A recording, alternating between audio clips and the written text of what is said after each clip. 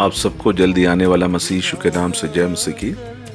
एक और दिन प्रभु ने हमारे जिंदगी के साथ जोड़ दिया है, जिससे हम प्रभु का दूसरे आमद के लिए एक और दिन नजदीक पहुंच गए हैं।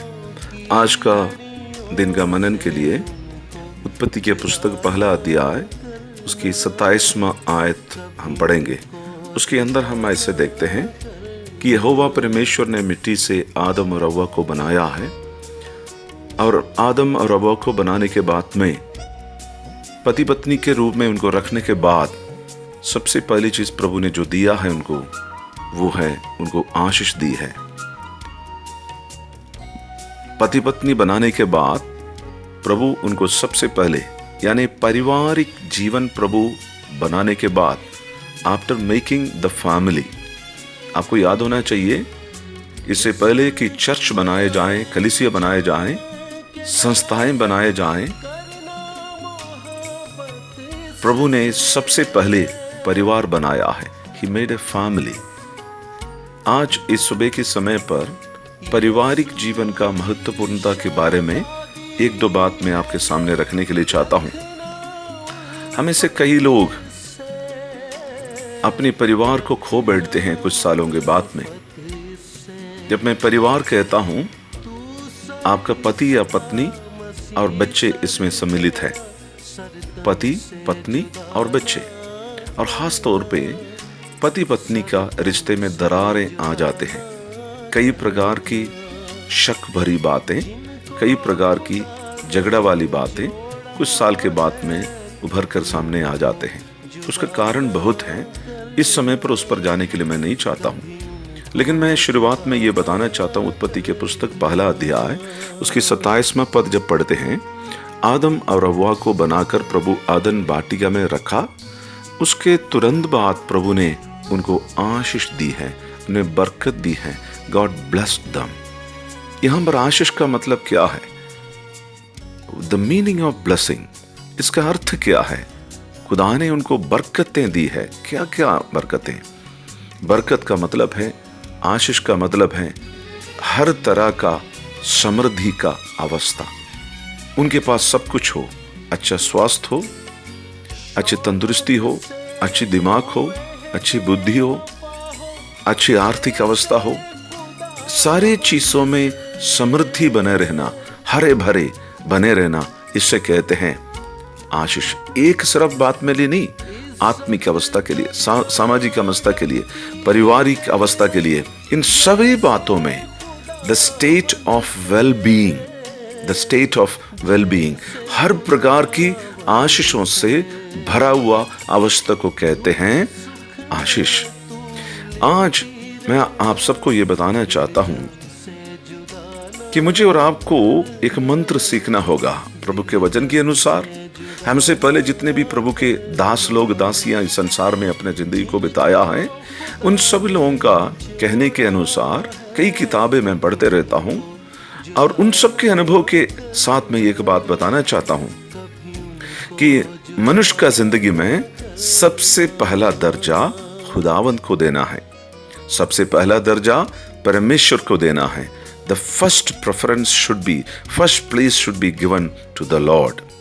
और दूसरी दर्जा परिवार को देना चाहिए। सबसे पहले परमेश्वर, उसके बाद में फैमिली को देना, परिवार को देना है। और तीसरा दर्जा है, यदि आप सेवक हो, सेवकाई के लिए। यदि आप कामकाज करने वाला हो तो नौकरी के लिए। कभी भी इसके अंदर रिवर्स नहीं लेकर आना है, उल्टे तरीके से नहीं जाना है। परिवार को पहला दर्जा कभी नहीं देना है, अपनी नौकरी को पहला दर्जा या सेवकाई को पहले दर्जा नहीं देना है। यदि आप इसको रिवर्स करेंगे, प्रभु ने बनाए हुए इस ऑर्डर को यदि आप तोड़ मोड़ करेगा, आपका पारिवारिक जीवन स्वर्ग के बदले में नरक में बदल सकता है। आज मैं आपको याद दिलाकर ये कहना चाहता हूं कि हमारे जिंदगी में, पारिवारिक जीवन में सबसे पहला दर्जा परमेश्वर, उसके बाद में परिवार, उसके बाद में नौकरी है। इसका मतलब है आराधना छोड़कर पारिवारिक जीवन के लिए या नौकरी के लिए हमें जाना नहीं है। वो प्रभु को अनादर करने के बराबर होता है। और उसके बाद में परिवार के अंदर कोई ऐसे संकट है, ऐसी समस्या है, उस समय पर सेवकाई के लिए या नौकरी के लिए आपको नहीं जाना चाहिए। ये प्रभु का ऑर्डर को हम बर्बाद कर रहे हैं। इसको मद्देनजर रखते हुए एक दो बातें और भी मैं आपके सामने रखना चाहता हूँ। पहला तीमोथी के पत्री 3 अध्याय उसकी 5वीं आयत, 1 Timothy chapter 3 verse 5, उसके अंदर लिखा हुआ है, मैनेज योर फैमिली वेल। आपके परिवार को अच्छी तरीके से आपको चलाना है। परिवार चलाने का जवाबदारी, परिवार चलाने का रिस्पॉन्सिबिलिटी परमेश्वर ने पिता को दिया गया है, पति को दिया गया है। वो अच्छी तरीके से चलाना है। ये नहीं कि डमाडोल होकर, ये नहीं कि आलसी होकर, ये नहीं तू चला बोलकर पत्नी के हाथ में या बच्चों के हाथ में फेंक देने वाली बात नहीं है। आप देखिए उत्पत्ति के किताब के अंदर आदम पहले पाप हवा ने की है, लेकिन प्रभु जब उतरकर उसके बीच में आया, प्रभु ने हवा से नहीं पूछा, पहले प्रभु ने आदम से पूछा है। परिवार की जवाबदारी, परिवार की जिम्मेदारी प्रभु ने पत्नी को नहीं, बच्चों को नहीं, ये साझेदारी का है, लेकिन पति के ऊपर ही प्रभु ने दिया गया है। और आप देखते हैं, आपको हस्बैंड होने की वजह से, पति होने की वजह से अपनी परिवार के साथ अपना समय बिताना है। पत्नी के साथ समय बिताएं। हमें से कितने लोग 24 घंटे में प्रतिदिन के समय पर मीनिंगफुल टाइम अपनी समय निकाल कर पत्नी के साथ या पति के साथ बैठते हैं, बात करते हैं, परिवार के बारे में, चर्च के बारे में, आत्मिकता के बारे में, बंदगी के बारे में, स्वर्ग के बारे में, पाप के बारे में, नरक के बारे में हमें बातें करना है। और पति पत्नी मिलकर, माता पिता मिलकर बच्चों से भी बात करना है। हमें से कितने पति या पत्नी, पिता या माता है, बच्चों के साथ बैठकर खाना खाते हैं। माता पिता बच्चे, जब कभी आप खाना खाते हैं, सभी लोग बैठकर, एक साथ बैठकर बातें करें, मजाक करें, कोई कहानी बताएं। रोजमर्रा की जिंदगी में, प्रतिदिन के जीवन में आपके जिंदगी में क्या घटा है, क्या कुछ हुआ, किससे मिला, क्या हुआ है, इसके बारे में थोड़ा सा बात करें। यदि आप ऐसा ना करोगे तो शैतान फायदा उठाएगा, हमारा परिवार को तहस महस कर देगा। इसलिए प्रभु का वचन के अनुसार आज इस सुबह के समय पर एक छोटा सा संदेश मैं आपको ये दिया है कि आपका परिवार का देखभाल करें। परिवार, take care of your family well, take care of your family well. आपका परिवार को अच्छी तरह देखभाल करें, उसका चलाएं। और परमेश्वर ने ऑर्डर जो बनाया है, गॉड, फैमिली और जॉब, परमेश्वर, परिवार और नौकरी, इसको ऑर्डर को चेंज करने के लिए कभी कोशिश ना करें। आज इस सुबह के समय पर आपका परिवार को परमेश्वर आशीष दे। अब मिलकर आपके परिवार के लिए, यदि आप अभी तक दुआ नहीं किया है अपने परिवार के लिए, प्रार्थना करें। हाथों से हाथ मिलाकर, दिल से दिल मिलाकर, अपनी जरूरतें बोलते हुए हमें प्रार्थना करने की जरूरत है। आइए हम मिलकर प्रार्थना करेंगे।